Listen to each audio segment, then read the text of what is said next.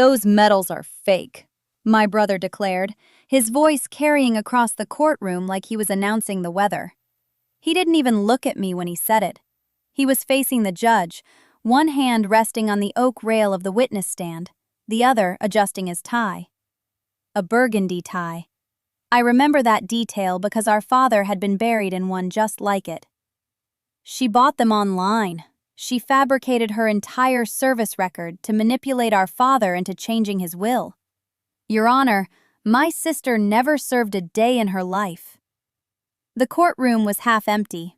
A Tuesday morning in the Fayette County Courthouse in Lexington, Kentucky, 3rd floor, room 3B, where the air conditioning rattled like a dying animal, and the overhead lights buzzed at a frequency that burrowed into your skull if you sat long enough. I'd been sitting there for 2 hours already.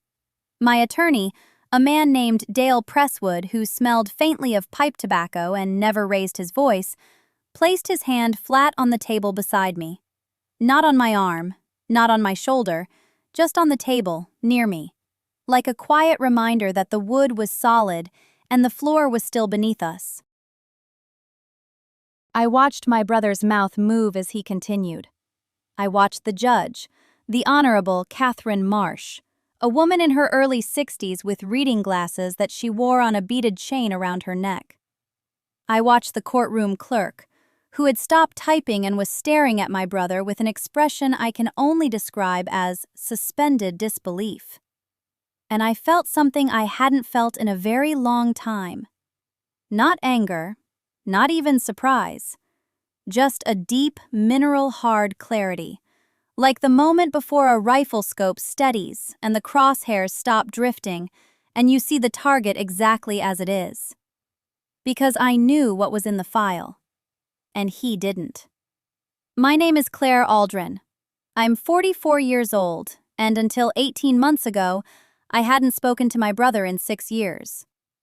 This is the story of how he stood in a courtroom and called me a liar in front of a judge, and how a manila folder sealed with red tape and a Department of Defense classification stamp undid every lie he'd ever told about me. But more than that, this is the story of how I almost let him. How I almost sat there, as I had sat through so many things before, and let the silence eat me alive, because I thought enduring was the same as strength. I was wrong about that. It took me 44 years to learn the difference. I grew up in Harrodsburg, Kentucky, about 30 miles southwest of Lexington, in a white clapboard house on Danville Road that my grandparents had owned since 1961. My father, Thomas Aldrin, was a postal carrier for 32 years. My mother, Linda, taught 3rd grade at Mercer County Elementary until she got sick in 2005. Pancreatic. She lasted 7 months. I was 25 and in the middle of my second deployment when she died. My brother, Garrett, is 3 years older than me. He was there when she died. He held her hand. He arranged the funeral. He picked the hymns and wrote the obituary and shook hands at the reception, and did every visible, public, photographable thing that a grieving son is supposed to do. And he never let me forget it. "You weren't here," he told me on the phone 2 days after the funeral. His voice was flat. Not accusatory exactly, more like a man reading a verdict he'd already decided on. "Mom asked for you and you weren't here." I was in Bagram. I was 25 years old and working intelligence analysis for a unit I still cannot name in full, processing signals intercepts that would later contribute to locating 3 high-value targets in Kunar province. I had applied for emergency leave the moment I got the Red Cross message. It was denied. Not because my command didn't care, but because the operation I was supporting had reached a phase where my departure would have created a gap that could not be filled in time. My commanding officer, a lieutenant colonel named Janet Rourke, sat me down in a plywood office with no windows and said, "Aldrin, I'm sorry. I know what this costs. I need you to know that I know." I stayed. I did my job.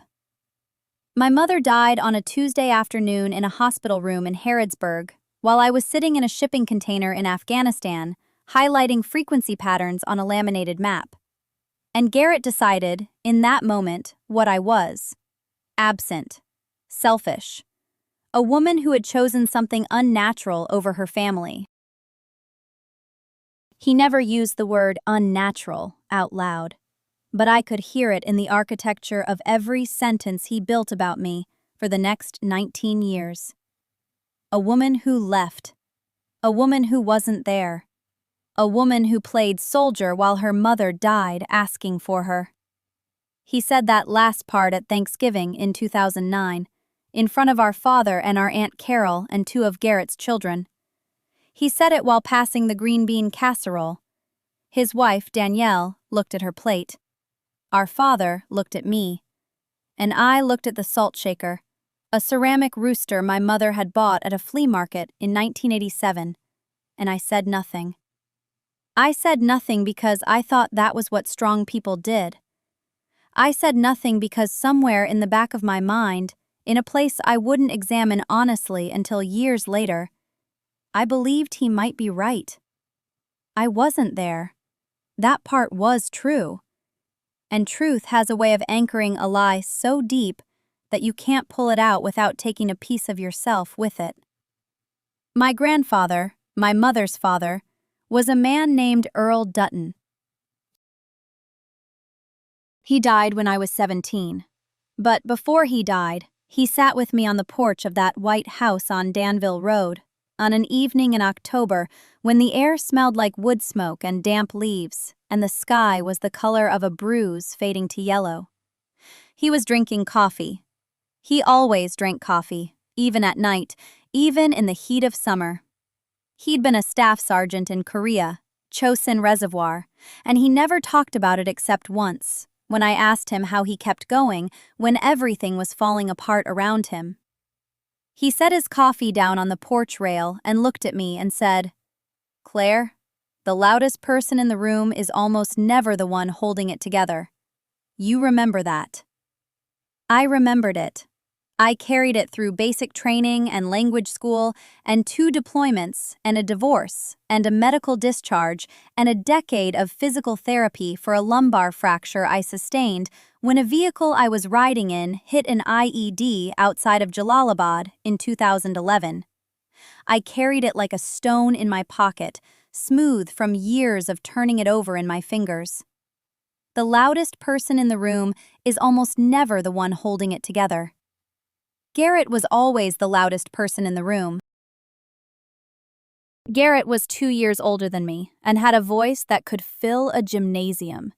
He had opinions the way other people had allergies, constantly, involuntarily, about everything. When we were kids, he'd stand on the picnic table in the backyard and narrate football games to an audience of nobody, and our mother would watch from the kitchen window with this expression like she was witnessing the birth of something extraordinary. Maybe she was. Garrett became a real estate agent in Fayetteville, and he was good at it, genuinely good, because he could talk a family into a house they didn't need with a mortgage they couldn't afford and make them feel grateful for the privilege. He drove a white Cadillac Escalade and wore shirts with French cuffs and told strangers at barbecues that he was basically the top producer in Cumberland County, which was true in 2014 and never again after that, but he kept saying it like the year didn't matter. I was none of those things. I was 5'4" and quiet in a way that made people forget I was in the room. I'd learned that trick early, in a household where volume was currency, and my mother and Garrett spent it freely. My father was quiet too, but his quiet was different from mine. His was exhaustion. Mine was observation. I sat in corners and I watched and I cataloged, and by the time I was 17, I understood the architecture of my family the way a structural engineer understands a bridge. I could see where the load-bearing walls were and where the cracks ran and exactly which beam would fail first if enough pressure was applied. The Army noticed that quality in me before anyone else did. I tested into military intelligence after basic, which surprised everyone in my family except my grandfather, who just nodded like he'd been waiting for someone to confirm what he already knew. I went to the Defense Language Institute in Monterey, California, and I learned Pashto, and then I learned Dari, and then I spent 14 months at Fort Bragg before my first deployment to Afghanistan in 2009, with a human intelligence collection team attached to the 82nd Airborne. I can't talk about most of what I did. That's not drama, that's a legal reality. My work was classified at levels that required specific briefings before I could even enter certain rooms. And the people I worked with used first names only in some cases, and no names at all in others. What I can say is that I gathered information from sources in environments where a wrong word or a misread expression could get people killed. People on both sides of a conversation. And that I was effective enough to receive commendations that were themselves classified, entered into files that could not be discussed outside of secured facilities. The medals came later, after the second deployment, after the IED, after the medevac to Landstuhl and then Walter Reed, and then the long, gray blur of surgeries and rehabilitation. I received a Bronze Star with a V device. I received a Purple Heart. I received a Meritorious Service Medal upon discharge. These were the ones I could acknowledge publicly. There were others in my file that I could not. Awards tied to operations that remained classified under national security protocols. And the existence of those awards was known to exactly the kind of people who would never bring them up at a family dinner. My body came home different than it left. The lumbar fracture healed, but never fully, and I walked with a slight hitch in my left hip that got worse in cold weather and worse still when I was tired, which was most of the time in those first years. I had a ringing in my left ear that never stopped, a high, thin whine like a television left on in an empty room. I had nightmares that weren't dramatic enough for movies, just the sound of gravel under tires and then silence. The specific silence of the half-second between the blast and the pain. A silence so total, it felt like the world had swallowed its own tongue. I moved back to Spring Lake, 10 minutes from Fort Bragg, because the VA hospital was there, and because my grandfather was getting older, and because I didn't know where else to go. I rented a small house on Lilac Court with a screened porch and a yard that backed up to a drainage ditch. And I started the slow work of figuring out who I was when I wasn't operational. I took a job as a logistics coordinator for a defense contractor, desk work that used about 10% of my training but paid enough to cover rent and physical therapy, and the medications that the VA formulary didn't always stock. I kept my medals in a wooden box on the top shelf of my bedroom closet. I didn't display them. I didn't talk about them. When people at the grocery store thanked me for my service, which happened occasionally when I wore my old Army t-shirt to the store, I'd say, "Thank you," and change the subject, and feel something complicated that I never fully sorted out. Garrett, meanwhile, told everyone he met that his sister had been in the Army. He said it like he was claiming partial credit, like my service was a family asset he could leverage at open houses and Chamber of Commerce mixers. But he never asked me what I actually did. Not once. Not in all those years. He'd say things like, "She was over in Afghanistan doing paperwork or whatever." And I'd hear it secondhand from cousins or neighbors, and I'd feel that familiar tightness in my chest that wasn't anger exactly, but something adjacent to it. Something that lived in the space between correction and silence, where I always chose silence because correcting Garrett was like arguing with weather. My mother was the same way. She'd tell her friends at church that both her children were successful, Garrett in real estate and Claire in, office work. And she'd say it with this vague wave of her hand, like my career was a room she'd glanced into but never entered. She came to my graduation from DLI. She did not come to my promotion ceremony. She came to the hospital after the IED, but left after 2 days because Garrett had a closing on a property in Pinehurst and needed someone to watch his dog. I never corrected her either. That was the pattern. That was the shape of it. The pattern had years behind it. It had weight and momentum, the kind you stop noticing the way you stop noticing gravity until someone drops you off a roof. The first time I understood what Garrett really thought of me, not suspected, not intuited, but understood with the clarity of a legal deposition, was Thanksgiving 2011. I had been back from my second deployment for 6 weeks. My left ear still rang when the room got quiet, and quiet rooms were all I wanted because loud ones put me somewhere else entirely. I was sitting at my mother's dining table in Fayetteville, the one with the water stain shaped like Florida, and Garrett was telling everyone about a duplex he'd flipped in Southern Pines. He used the word leverage 4 times. He used the word vision 3 times. My mother watched him like he was performing surgery. My Aunt Denise nodded along, and her husband Paul kept saying, "Smart, that's smart," like a metronome set to flattery.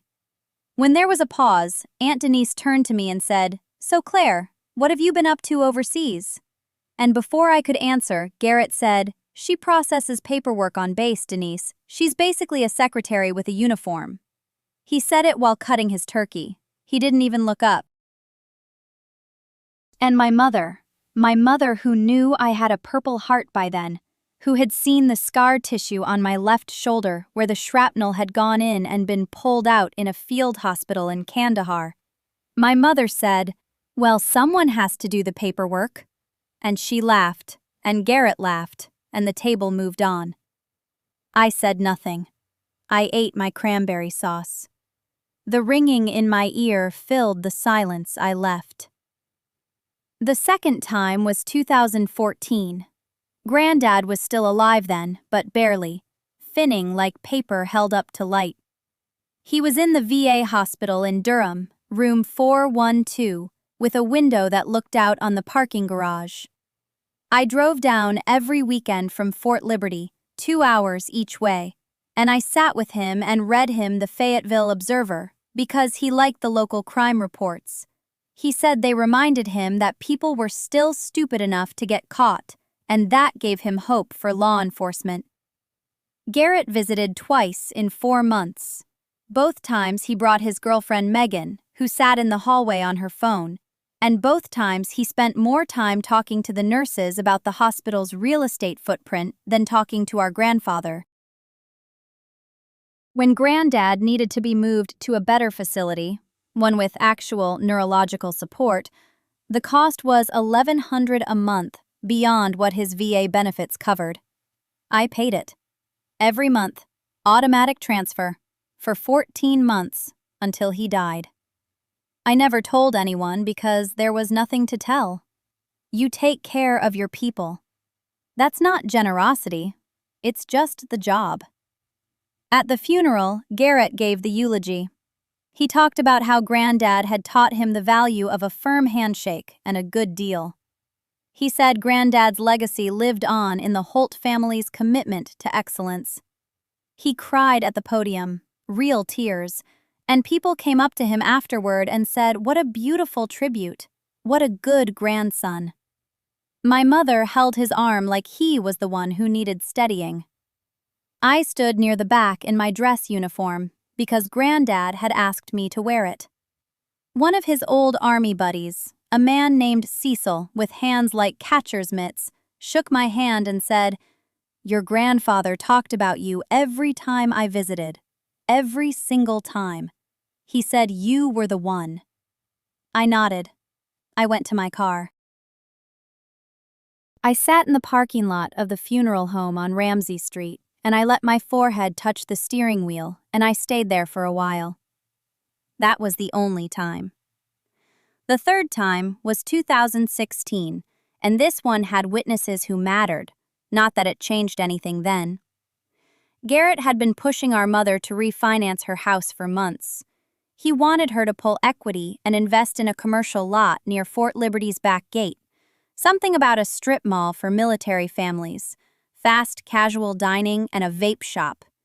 He had projections. He always had projections, printed on glossy paper with charts that went up and to the right, like the only direction money knew. I told my mother it was a bad idea. I told her the lot was in a floodplain and the zoning was conditional, and that Garrett had no experience with commercial development. I said this at her kitchen table, calmly, with the documents I'd pulled from Cumberland County's public records. Garrett was there. He listened to the whole thing. Then he leaned back in his chair and said, "Claire, you analyze radio chatter for a living. You don't know the first thing about money. Stick to your little headphones." My mother looked at me, then at Garrett, then at me again, and she said, "He's your brother, Claire. He wouldn't steer me wrong." She refinanced. She invested $62,000. The lot never broke ground. Garrett blamed the contractor, then the market, then the county. The money was gone. My mother never brought it up again, not because she'd forgiven it, but because acknowledging it would mean acknowledging she'd chosen wrong, and choosing wrong between her children was a door she could not walk through. The fourth time was the one that should have broken me and didn't, and I think that's because by then the part of me that could break from family had been broken so many times it had calcite in the fractures, like old bone that heals denser than it started. It was 2019. I had just received a commendation I couldn't talk about, for work I couldn't describe in a location I couldn't name. My commanding officer called it one of the most significant intelligence contributions of the fiscal year. There was a ceremony, small, in a room with no windows at a building with no sign on it. 8 people attended. My mother was not invited because she couldn't be. Garrett was not invited because he couldn't be. But I called my mother that evening and said, "I got recognized at work today. I can't say for what, but it was important." And she said, "That's nice, honey," and then asked if I'd heard that Garrett was being featured in the Fayetteville Business Journal for his new property management company. I said I hadn't heard. She said she was going to frame the article. I said she should, and that was it. That was the whole conversation. I hung up and I stood in my apartment on Gruber Road, and I looked at the commendation on my counter, the one with the classification markings that meant it would live in a vault and never hang on anyone's wall. And I thought about Granddad saying the loudest ones are usually empty, and I put the commendation in my filing cabinet and I made dinner. Chicken and rice. I ate it standing at the sink because the table felt too large for one person. The ringing in my ear was quieter that year. Or maybe I'd just gotten better at not hearing it. That was a Tuesday. I remember because Tuesdays were my day to run the equipment checks on the comm suite, and the routine of it usually settled me. Count the cables. Test the frequencies. Log the results. Simple work that kept my hands busy and my mind from wandering too far into places it didn't need to go. But that Tuesday, after Mom's call, the routine didn't settle anything. I went through the motions. I logged every frequency. I initialed every form. And underneath all of it, something was shifting. Not breaking, shifting. Like a plate of ice on a river that's been frozen all winter, and then one afternoon the temperature climbs just 2 degrees and you hear this sound, this low groan that comes from everywhere and nowhere, and you know the surface is about to move. I finished my checks. I locked the suite. I walked to the parking lot and sat in my car, a 12-year-old Civic with a cracked dashboard and an air freshener shaped like a pine tree that hadn't smelled like anything in months. I sat there for maybe 20 minutes. The engine was off. The lot was mostly empty.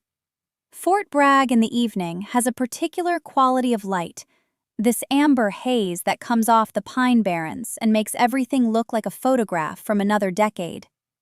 I watched it settle over the hood of my car, and I replayed the conversation with Mom. Not the words, the tone, the careful brightness in her voice when she said Garrett's name, like she was offering me something precious and expecting me to be grateful. And I realized I wasn't angry. That was the shift. For years, I'd been carrying this low-grade anger that I kept packed down tight under discipline and silence, and the belief that eventually the truth would surface on its own. Granddad's philosophy: the loudest ones are usually empty. Let the work speak. But sitting in that parking lot, I understood something he maybe never had to reckon with. Sometimes silence doesn't speak. Sometimes silence just means nobody's listening. Granddad had been gone 14 months by then. Pancreatic cancer. Fast and merciless. The way that particular cruelty always is. He went from splitting firewood in his backyard in Linden to a hospital bed in 3 weeks. I got emergency leave and made it to Sampson Regional with 6 hours to spare. He was awake but thin in a way that made his hands look like someone else's hands. He looked at me in my uniform, and he said something I've turned over in my mind every day since. He said, "Claire, you've been quiet long enough to know what you know. Now you have to decide if knowing is enough." I thought he was talking about the Army, about the work I couldn't discuss, the missions that existed only in classified reports, the years of silence that had become so natural I sometimes forgot I was keeping secrets at all. But sitting in that car 14 months later, I understood he wasn't talking about the Army. He was talking about everything else.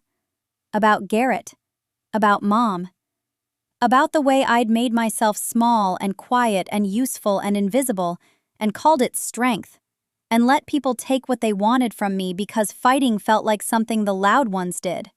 And I was not loud. Knowing is enough. That was his question. And my answer, sitting in that amber light with the dead pine tree air freshener and the ringing in my left ear, was no. No, it is not. I didn't make a plan that night. I want to be honest about that because people hear stories like this and they imagine some moment of crystalline clarity where you see all the moves ahead like a chess player, and that isn't what happened. What happened was simpler and harder. I just stopped pretending it was going to resolve itself. I stopped believing that if I was good enough, patient enough, quiet enough, the people who should have seen me would eventually turn around and see me. They weren't going to turn around. They had no reason to. I had made it too comfortable for them to keep looking the other way. The next morning, I called Staff Sergeant Oliveira, who had become a friend in the way that people who have shared very bad nights in very remote places become friends, and I asked her if she still had the name of that JAG attorney who handled her brother's estate dispute. She said she did. She asked if everything was okay. I said I was figuring some things out. She said the attorney's name was Diane Kessler, that she worked out of a small office on Hay Street in Fayetteville, and that she was the kind of lawyer who listened more than she talked, which, in Oliveira's opinion, was the only kind worth hiring. I wrote the name down on the back of a grocery receipt. I didn't call Diane Kessler that day, or that week. I sat with the name for almost a month, carrying it in my wallet behind my military ID, taking it out sometimes and looking at the handwriting and putting it back.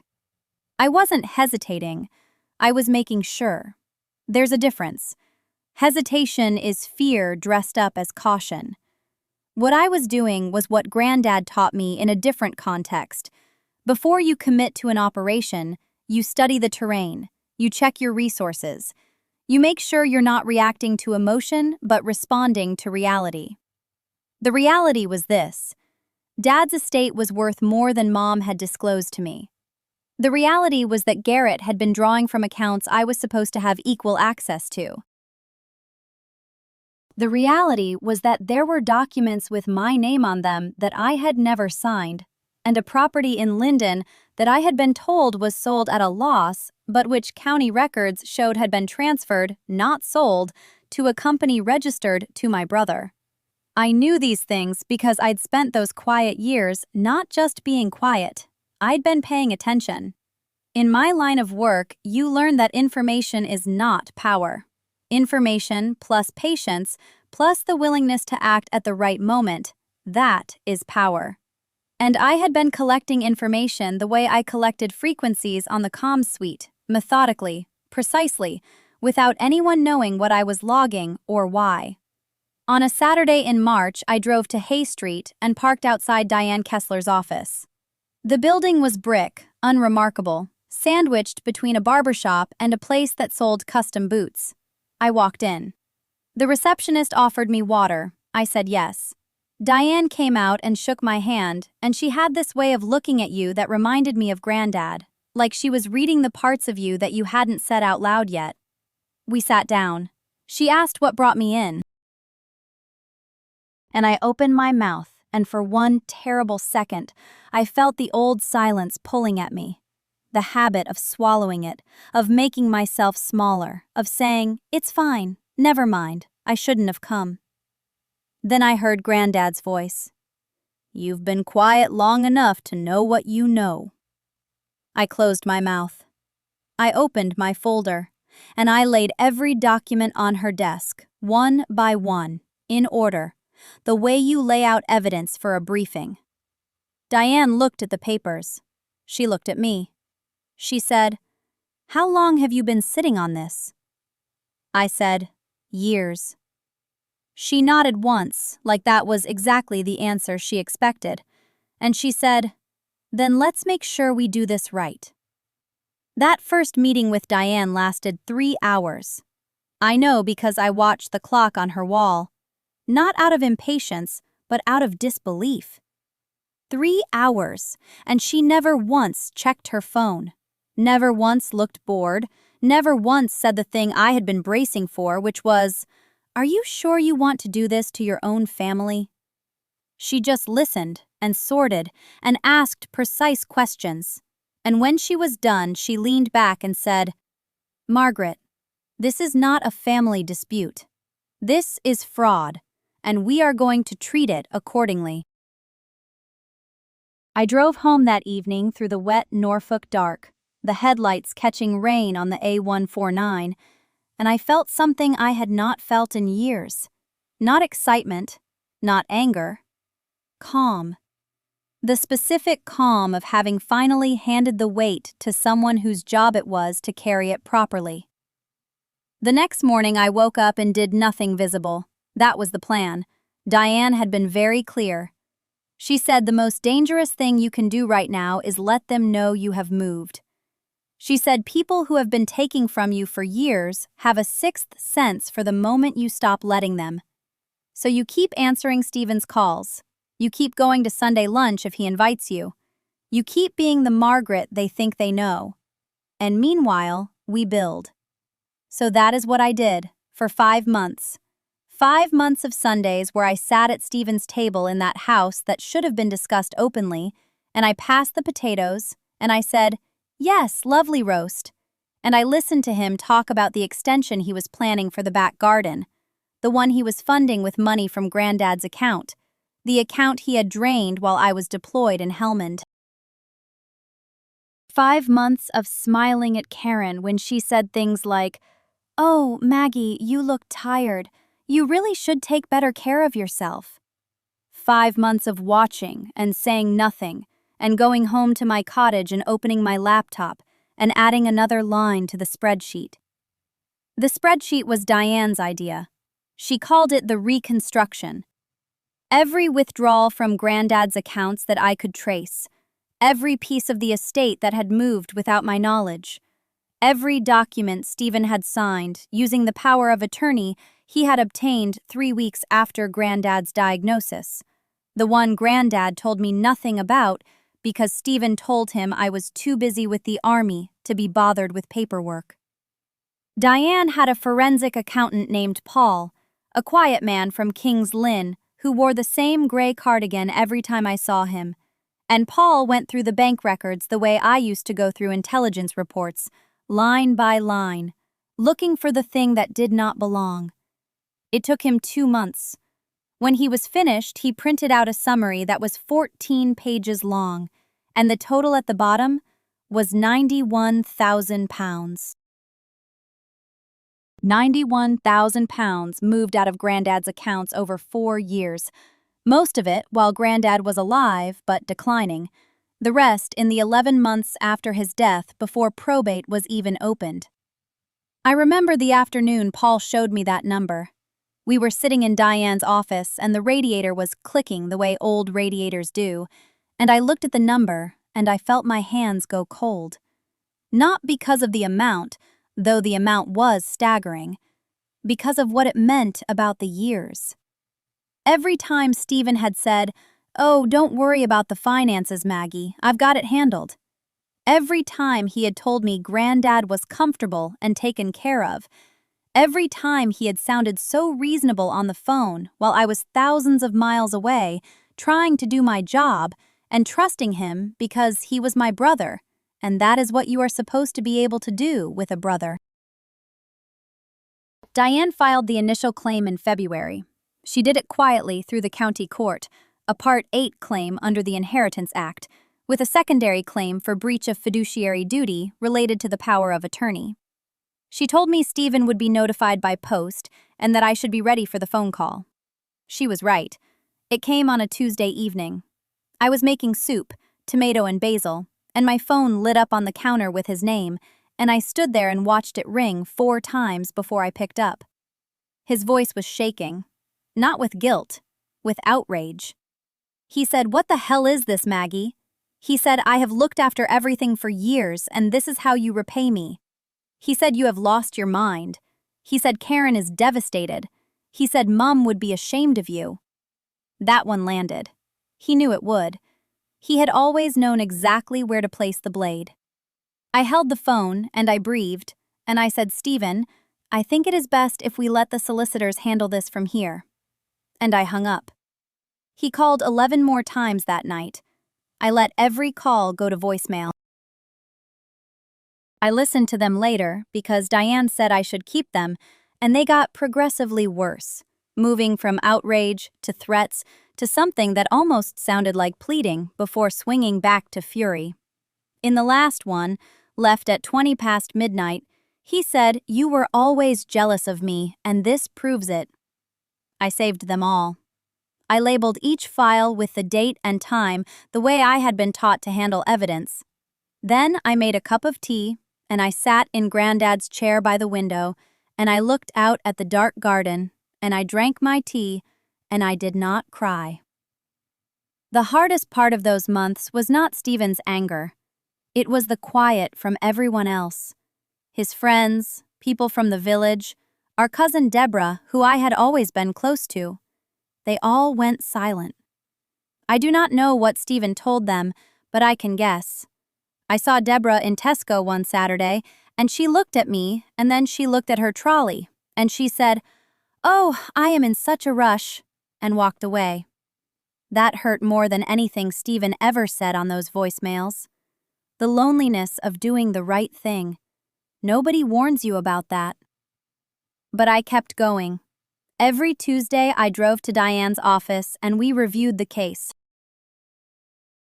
Every week Paul found another thread to pull, and every night I came home to the cottage and I sat in Granddad's chair and I told him silently that I was doing what he asked me to do, even if he never actually asked me to do it. I was being quiet long enough to know what I knew, and now I was using it. The hearing was scheduled for the 14th of March at the Family Division of the High Court in London, the Strand entrance, that gray building that looks like it was designed to remind you how small you are. I had been inside courtrooms before in my career, but always as someone passing through, delivering testimony about operational matters, never as the person whose life was being weighed. I wore the navy suit I had bought in John Lewis on Oxford Street the week before. Diane told me to wear something professional, but not military. She said the judge would read my file and understand who I was without me needing to dress the part. I wore Granddad's watch. The leather strap was cracked, and the face had a scratch across the 7, but it kept perfect time. It always kept perfect time. Stephen arrived with his solicitor, a man called Whitfield, from a firm in Cheltenham, who wore a suit that cost more than my car. Stephen had Monica with him, which I had not expected, and their daughter Phoebe, who was 14, and who looked at me with the blank suspicion of a teenager who has been told a single version of events her entire life. Stephen looked good.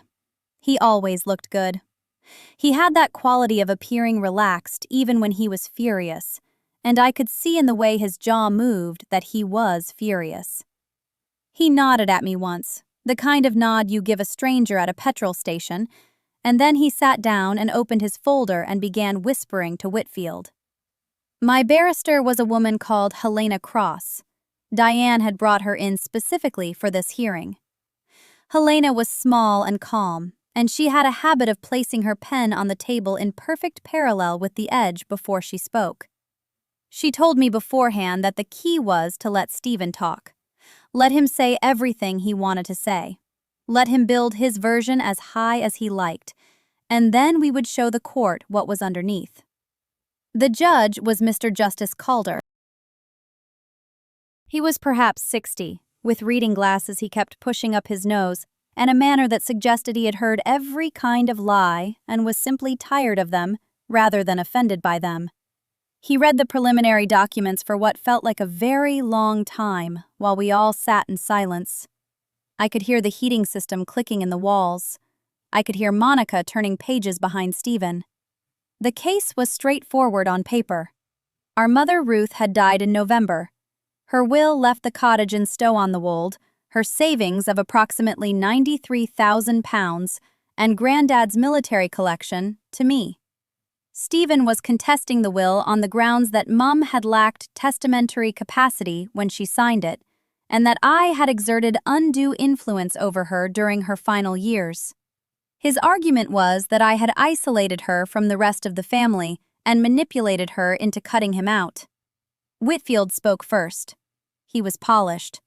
He laid out a story in which I was the absent daughter who swooped in at the end, who used my supposed military background to intimidate a frail, elderly woman. He used the phrase, supposed military background, 3 times. I counted. The third time he said it, he paused and looked at the judge and said, "Your Honor, we have serious concerns about the veracity of Miss Harding's claimed service record." He said that Stephen had attempted to verify my career through official channels and had been unable to find any record of the deployments I claimed. He said that the medals displayed in the cottage were likely purchased from militaria dealers. He said the word fraudulent. He let it hang there. Stephen was asked to give his evidence. He stood and he was magnificent. I will give him that. He had always been able to command a room. He spoke about our childhood, about how I had always been jealous of his relationship with Mum, about how I had disappeared for years at a time and offered no explanation. He said I told people I was in the military, but that nobody in the family had ever seen proof. He said I had invented a career to make myself seem important and to justify my absence from family life. Then he said it. He looked at the judge and he said, "Those medals hanging in that cottage are fake. She bought them online." My sister has been lying about who she is for 20 years, and she used those lies to steal my mother's estate. Monica nodded behind him. Phoebe was looking at her phone. The courtroom was very quiet. Mr. Justice Calder wrote something down and then looked over his glasses at Helena. He asked if the respondent wished to address these claims.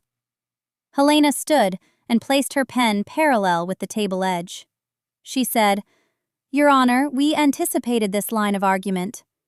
She said, "We have submitted under separate cover a sealed file which we respectfully ask the court to open at this time."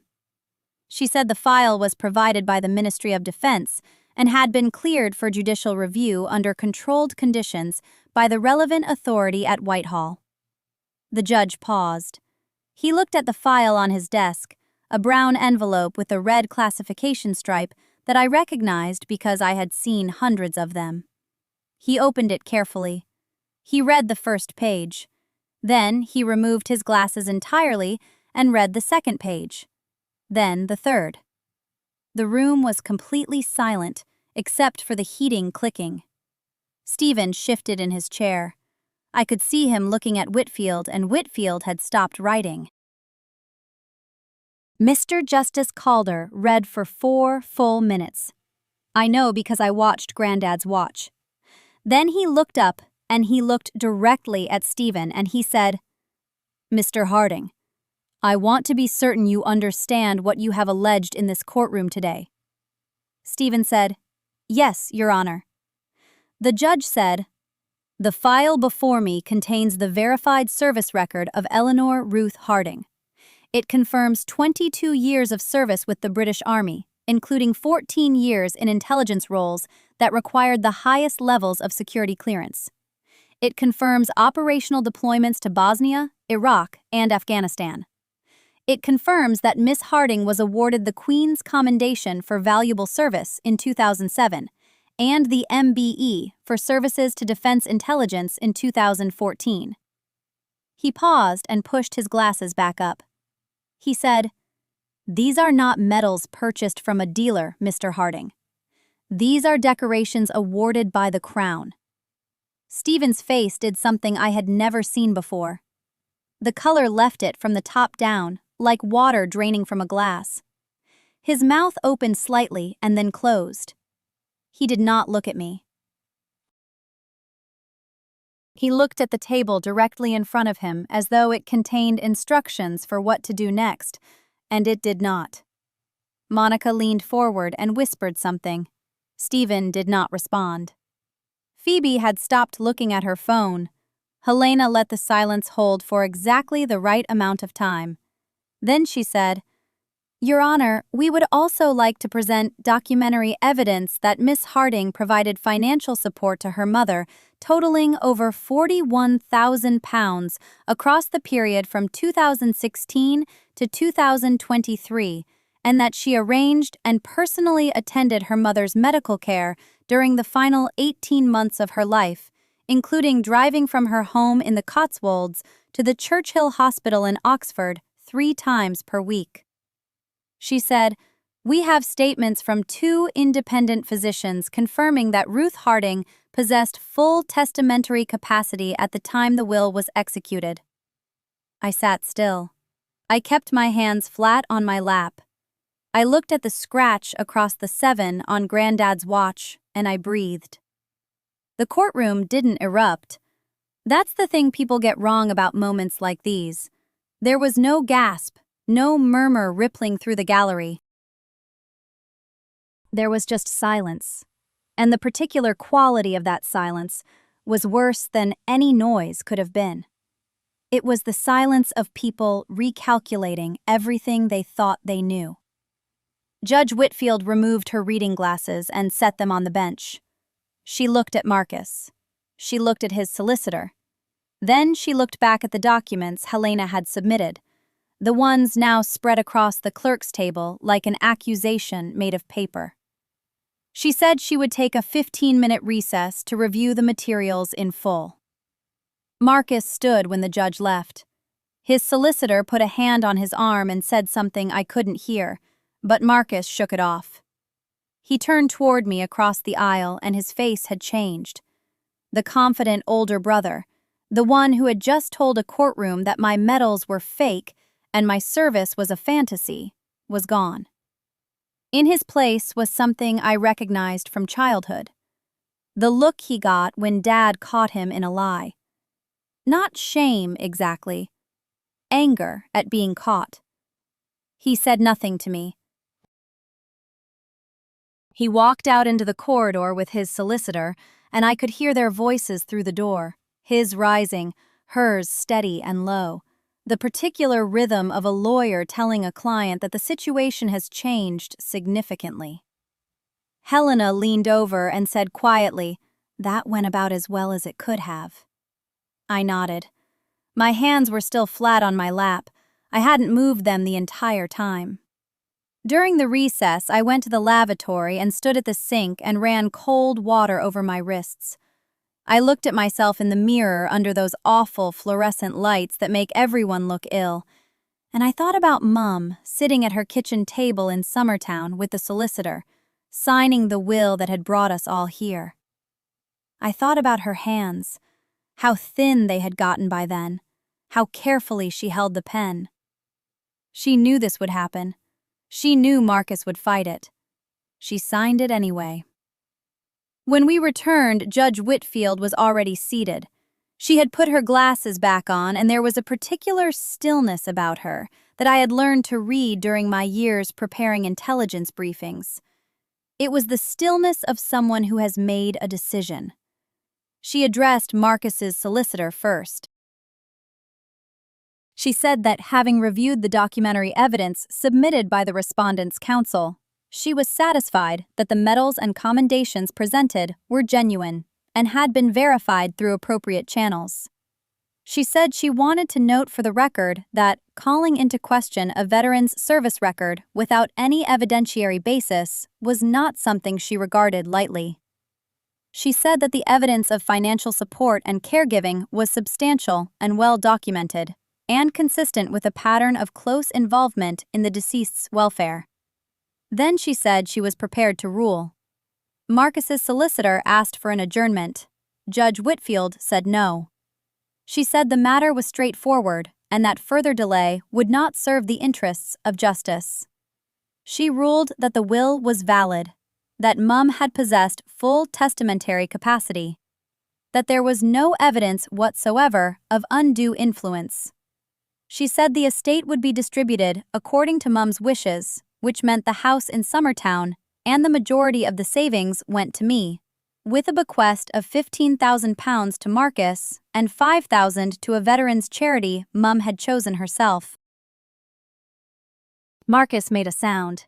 Not a word, just a sound, somewhere between a laugh and something else. His solicitor put her hand on his arm again, and this time he didn't shake it off. Judge Whitfield wasn't finished. She said she wanted to add something that was perhaps outside the strict scope of her ruling, but which she felt was important.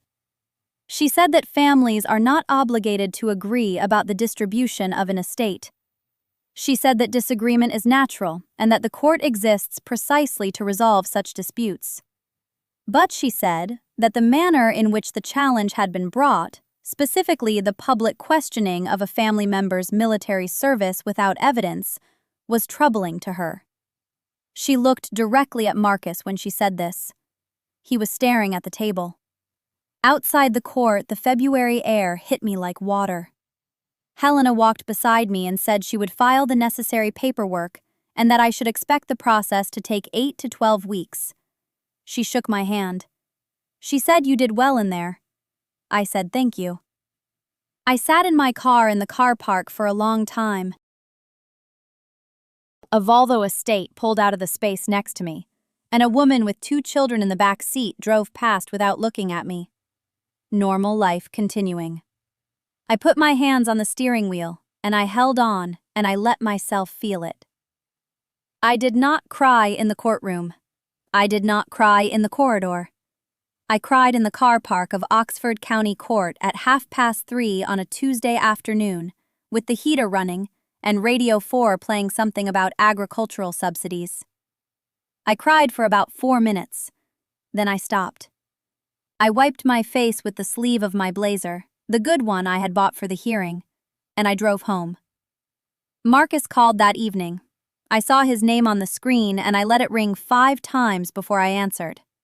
He said, "I suppose you think you've won." I said, "I don't think anything, Marcus." He was quiet for a moment. Then he said, "Mum wasn't herself at the end, and you know that." I said Mum was exactly herself at the end.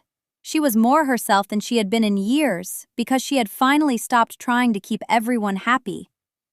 He said, "That's a convenient interpretation." I said, "It's the truth," and a judge agreed. He hung up. I made a cup of tea and drank it standing at the kitchen window, looking out at the garden. The light was going. There were snowdrops coming up along the stone wall. I stood at that window for a long time after the tea went cold. The snowdrops were small against the gray stone, barely there, and I thought about how Nan would have noticed them first. She always noticed the quiet things, the first crocus, the shift in the wind before rain, the way someone's voice changed when they were lying to themselves. Her phrase came back to me then, the one she used to say when I was small and furious about something, some playground injustice, some teacher who had been unfair. She would put her hand on my shoulder and she would say, "The truth is patient, Eleanor. It can wait longer than anyone who is afraid of it." I was 8 the first time I heard her say that, and I thought it was just something grandmothers said, the way they say, "Eat your vegetables" or "wear a coat." I did not understand that she was teaching me something about time and endurance and the particular kind of strength that looks like nothing at all from the outside. I understand it now. I understand it differently than I did even 6 months ago. The truth was patient. It waited through 17 years of Marcus taking credit for the Christmas gifts I chose for Mum. It waited through the ceremony in Catterick that he missed and never asked about. It waited through the dinner at the Fox and Hound when he told his wife I was basically a secretary in uniform. It waited through the morning after the funeral, when he stood in Mum's kitchen and told me she would have wanted him to have the house. And I said nothing, because I was still holding the order of service in my hand, and my fingers smelled like church candles. The truth sat quietly through all of it. It did not need me to announce it or defend it or wave it around. It was there in the files. It was there in the will. It was there in the way Mum looked at me during that last visit, clear-eyed and certain, when she said, "I know what you did, love, and I know what it cost you. But I will be honest about something. I should have spoken sooner. Not in court, not through lawyers. I should have spoken years ago, in the kitchen, in the car, at one of those family dinners where the conversation moved around me like water around a stone. I should have said, "Marcus, you are wrong about me, and you have been wrong about me for a very long time, and I need you to know that, even if it ruins Sunday lunch." I should have said it plainly, without evidence, without a judge, without a classified file that made a courtroom go silent. I should have just said it, as his sister. I did not, and I have to sit with that. Part of it was the army. You learn to absorb. You learn to let things pass over you because reacting costs energy, and energy is finite, and you might need it at 3 in the morning when everything goes wrong, and the only thing standing between order and chaos is your ability to stay calm. I was good at that. I was too good at it. I brought it home and I applied it to my family, and I told myself I was being disciplined, when really I was being afraid. Afraid that if I pushed back, I would lose them entirely. Afraid that the only version of Eleanor they could accept was the quiet one, the accommodating one, the one who showed up and helped and never asked for recognition. That is not strength. That is disappearance. Nan would not have approved. She was patient, yes, but she was not silent. There is a difference I took decades to learn. She would have told Marcus he was wrong. She would have done it gently, over tea, with a biscuit in her hand, but she would have done it. She would not have waited for a courtroom. I think about Mum, too. I think about whether she tried to tell Marcus in her own way and he simply could not hear it. I think about the will and whether it was her version of speaking plainly after a lifetime of keeping the peace. I think she was tired. I think she looked at her 2 children and she saw one who had taken and one who had given, and she made a decision that was as clear and unambiguous as she could manage. She did not explain it because she had spent 60 years explaining things to people who did not want to listen, and she was finished with that. I do not hate Marcus. I want to be clear about that. I am angry, and I am tired. And there are days when I hear his voice saying those medals are probably fake, and something in my chest tightens like a fist. But I do not hate him. He is my brother. He taught me to ride a bicycle on the lane behind Nan's house. He once carried me half a mile on his back when I twisted my ankle on a school trip. He was not always this person. Or maybe he was always this person, and he was also the boy on the bicycle. People are not one thing. I just cannot let him take from me anymore. That is the line. It is not revenge. It is not punishment. It is the line. The snowdrops kept coming up along the wall through February and into March. I watched them every morning from the kitchen window. They did not rush. There is a bench at the top of Moel Fama where you can see 3 counties if the air is clear. Nan took me there when I was 9, and again when I was 12, and once more the summer before she got too slow for the climb. Each time she sat on that bench and said nothing for a long while, and I learned to sit beside her and say nothing too. That was its own kind of language. I think she was teaching me that silence is not emptiness. Silence is just a room you have not furnished yet. You can put anything in it. Grief, gratitude, a decision you are not ready to speak aloud. I drove up there on a Sunday in late March. The snowdrops along the wall at home had begun to fade, and the daffodils were starting, that overlap of endings and beginnings that always catches me. I parked at the bottom and walked the path alone. My left knee complained on the steeper sections, the way it has since Helmand, a low grinding noise that only I can hear, like someone turning a rusty key. I took it slowly. There was no hurry. The bench was still there. Someone had replaced one of the slats since my last visit, and the new wood was paler than the rest, conspicuous, like a fresh scar on old skin. I sat down and looked out across the valley toward Liverpool and the sea beyond it, that pale strip of silver where the water meets the sky, and you cannot tell which is which. I thought about the courtroom. I thought about Marcus's face when Judge Hargreaves read the commendation aloud, that slow draining of certainty, the way his mouth opened and nothing came out. I thought about my mother sitting 3 rows back with her handbag on her lap, not looking at either of us. I thought about the solicitor's letter that arrived at Marcus's flat 2 weeks after the hearing, the one that laid out in numbered paragraphs exactly what he owed and exactly what would happen if he did not pay. I thought about all of it, and then I let it go. Not because it does not matter. It matters enormously. But because carrying it up a hill does not make the hill easier. Nan used to say you only get so many years, and most of them are Tuesdays.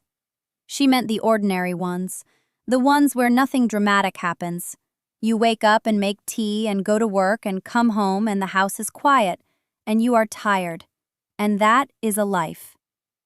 She said the trick is not to keep waiting for the extraordinary days, because they will come whether you wait or not.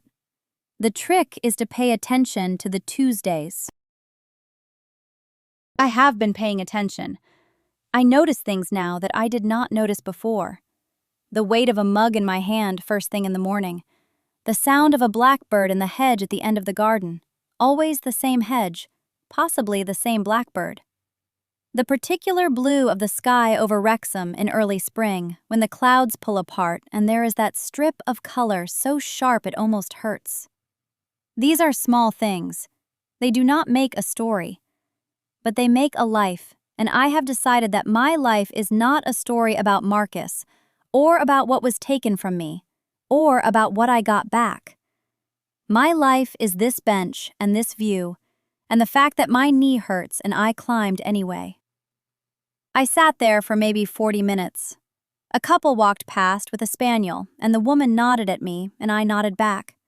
The dog sniffed my boot and moved on. The wind came from the west, carrying the faint smell of rain that had not arrived yet. I could see the shadow of a cloud moving across the fields below, like something searching. I thought about the people who might be listening to this. I do not know you. I do not know what your particular version of this looks like. Maybe it is a brother. Maybe it is a husband, or a mother, or a colleague who smiles at you in meetings and then tells everyone you are difficult. Maybe it is someone who has been taking from you so long that you have forgotten what it feels like to have your hands full. I cannot tell you what to do because I do not know your details, and details are everything. But I can tell you this: the silence you have been keeping is not weakness. It is a room. And one day, you will decide what to put in it. You do not have to set it on fire. You do not have to scream.